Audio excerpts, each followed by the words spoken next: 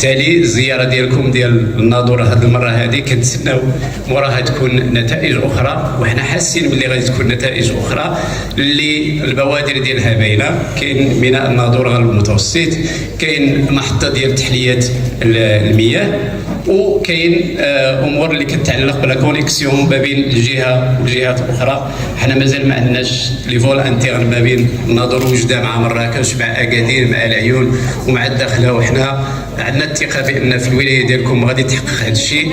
وكذلك كاين عندي رساله من الشباب ديال الناظور اللي كيطالبوا فيها احداث المركب الرياضي او الملعب الكبير ديال الناظور.